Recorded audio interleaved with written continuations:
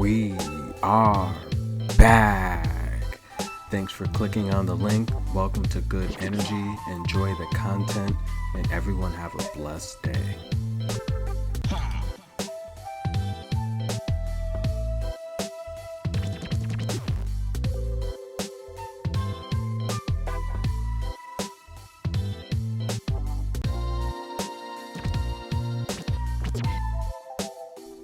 And we're back. Who would it be, Jelena Ostapenko or Victoria Azarenka, to reach the finals of the Indian Wells? Well, I stated in my previous prediction video that Victoria Azarenka could not come into this match playing fast tennis. She would need to slow the game down. Well, at least for the first set, that wasn't the case. Jelena Ostapenko came out guns blazing. Big racket, as we know, she's one of the strongest hitters on tour. She controlled the forehand. She went straight for big, aggressive baselining and counter-punching all first set. She controlled every aspect of the match. The total service points won, 61%. Total return points won, 55%. Total points won overall, 58% to Victoria Azarenka's 41%. The second return points, 67%. Victoria Azarenka only had a 15% first return points won. You will not win a match that way. Ostapenko won the first set 6-3, and everything was going her way. She did not come here to play around, and Victoria Azarenka several times looked intimidated, confused, but she knew she had to switch her game plan up. Victoria Azarenka won this tournament 10 years ago, and she's actually a two-time winner of this tournament.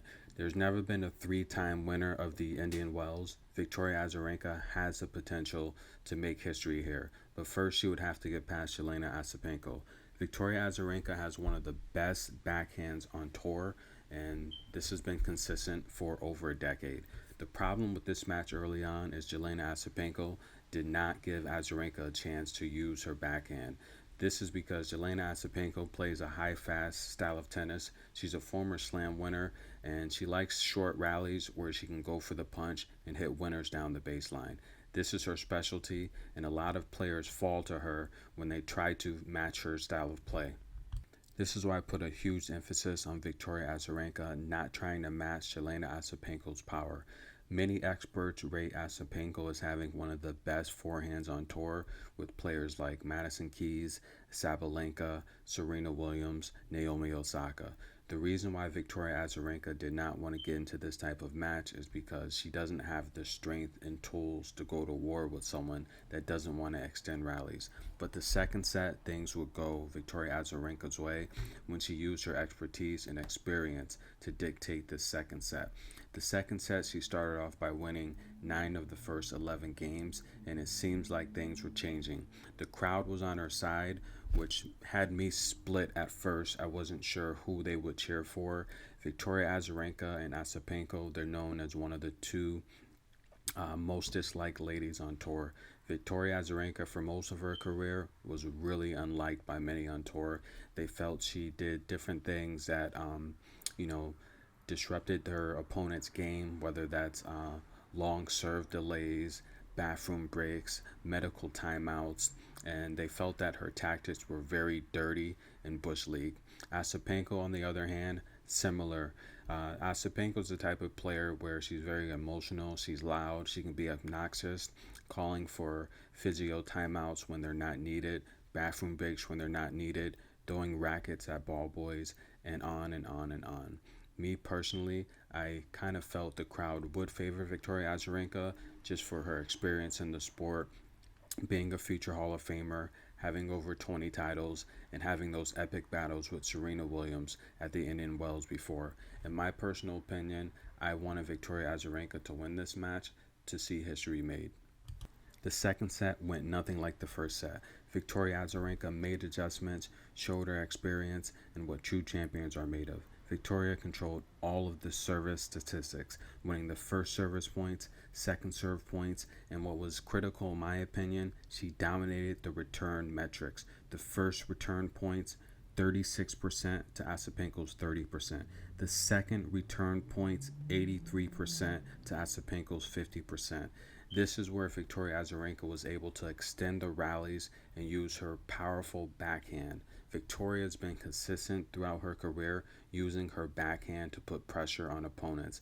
A lot of her backhand winners, she went a little risky. She was hitting them down the baseline, but they were counting and they were staying in. In terms of Ostapenko, I also felt she got a little tired.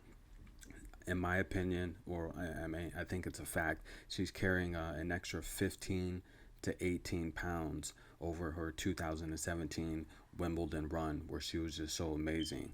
Yes, it is 4 years later, but if you look at someone like Azarenka, who's in this tournament 10 years apart from when she last won it, Victoria is at her same playing weight. So form played a lot in the second set. You can see Ostapenko was clearly tired, but then we would head to a third deciding set. Victoria Azarenka would come out hot, guns blazing in the third set, breaking Ostapenko early, taking a 3-1 lead. Ostapenko said she was rushing things, she felt she wasn't playing smart, and she noticed Azarenka was doing everything she could just to keep the ball in play and extend the rallies. The announcer said it best, as well as the look on her face. Ostapenko's hitting forehands and backhand territory, and it just wasn't working. But that was short lived. Ostapenko would break Azarenka back, and we were tied 3-3. And then Azarenka needed to get her finger taped up, and this started to concern me. I thought this could possibly be the turning point and maybe an injury that could propel Ostapenko into the finals, but no, not exactly. Azarenka would continue to feed off of the crowd. The crowd was overwhelmingly cheering for Azarenka. As I said before, I wasn't sure which way they would sway, and Victoria Azarenka would break Ostapenko again, taking a 6-5 lead and serving it out to win the match. Victoria Azarenka in the final game would get down 15-40, and it looked like we were headed towards a tiebreak, but not exactly. Like I said, Victoria Azarenka, the crowd was cheering for her overwhelmingly, and she used that to her advantage. She would eventually force deuce and serve it out for the win. If we take a look at the third set stats, the key here, and I think the difference maker in the match, is the breakpoint save at 87%. Victoria Azarenka was down most of this match. Anyone that watched this match, although she won the second set impressively, you kind of felt that Ostapenko would break back and the momentum would swing, especially with all that power she played with early. So although Azarenka won, it was not an easy match. And you can kind of say this is a match that Ostapenko, she just gave away. But nonetheless, I did pick Victoria Azarenka to win this match. If you take a quick look here at my Patreon display, I told my Patreons to put as much as you would like on this match. I was extremely confident in this play. Victoria Azarenka was just under a 2-1 favorite at a minus 180 terms of the money line, and I just felt this was a match that Victoria Azarenka would start off slow. I knew it would go 3 sets, but I felt she would start off slow, eventually figure out Ostapenko's game, and I just felt Ostapenko would run out of gas, which is exactly what she did, and that's what she's been doing a lot. Ostapenko will start off slow in the tournaments. Once she gets going, she can be a problem, but playing someone who's just thin and fit like Azarenka with the strength of her backhand, I just felt that, she would force her into long rallies and eventually end up making mistakes. It did take a set for her to figure that out, but nonetheless, she did. The next semifinals match, Paula Badosa and Jabeur. Let's get right to it. This was another match I had on my Patreon. My Patreon was asking for a winner, so a couple hours before the match started, we did release this as well. Paula Badosa, 2 points.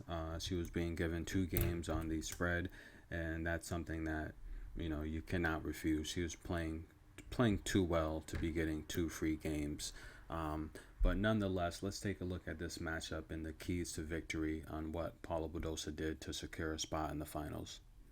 For those of you not familiar with Jabeur, she has 44 wins on the season. She has the most wins on tour this year, and Jabeur is the first Arabian player to crack the top 10. So that will go live this Tuesday, and that's great history for her. She's come a long way on tour.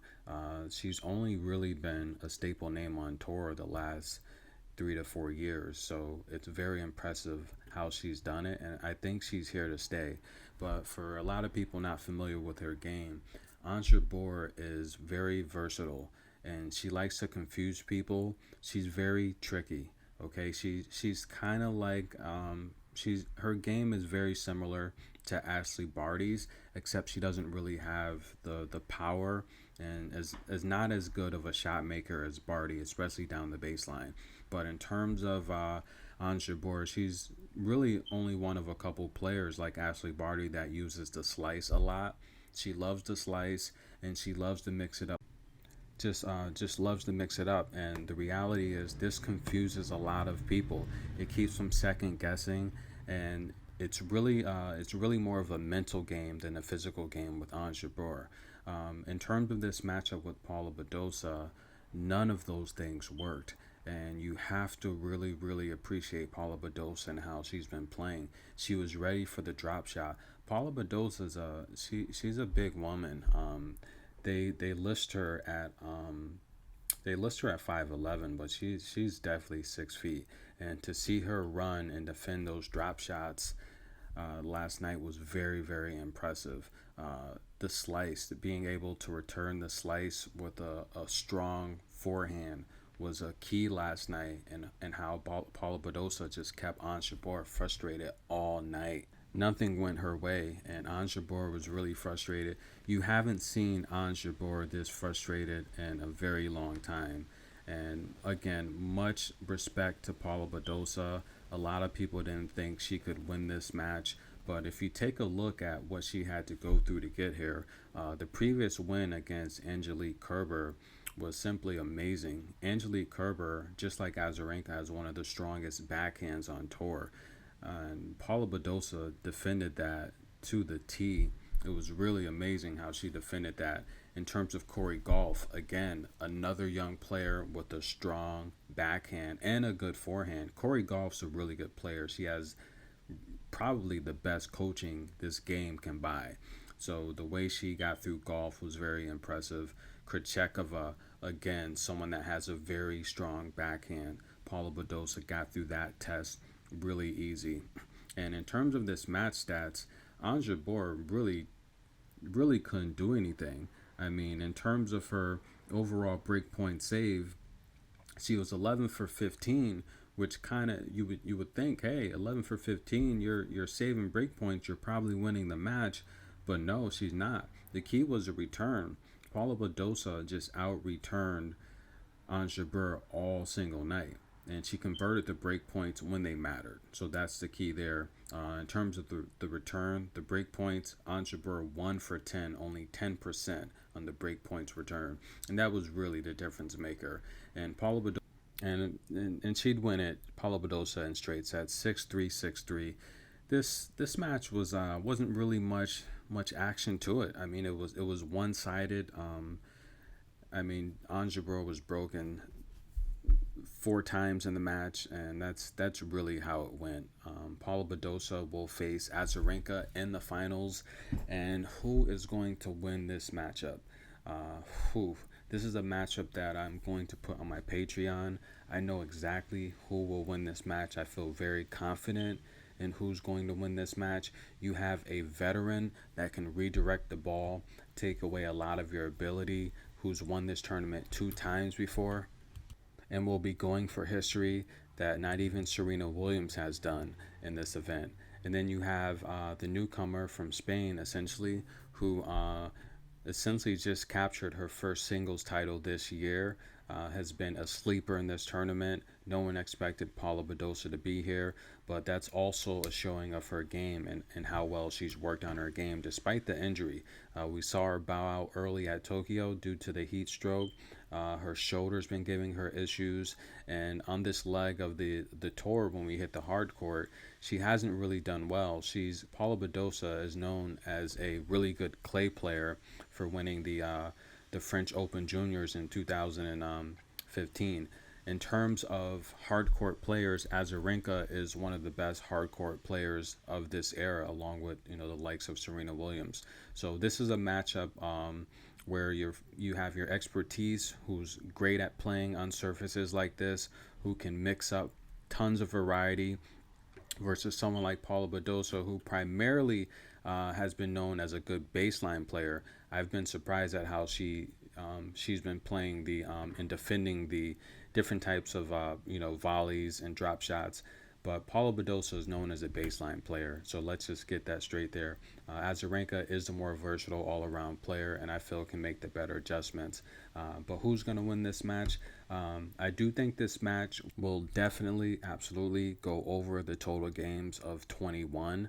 I do see this match being a match that where games are just going to be so hard fought and very competitive. Over the total of 21 is definitely something I see happening. But in terms of a overall winner, I have a very strong play. I'm very confident in who will win this match. Click the link on my Patreon. You can sign up. I will tell you who will win this match. It will all be on there. I'll give you a full breakdown on why I think they'll win the match as well. Click the link below. Sign up. Thank you for your time. This is good energy. Everyone have a blessed day. Thanks again for the likes, the comments, the support, and have a great weekend, everyone. Enjoy the match tomorrow.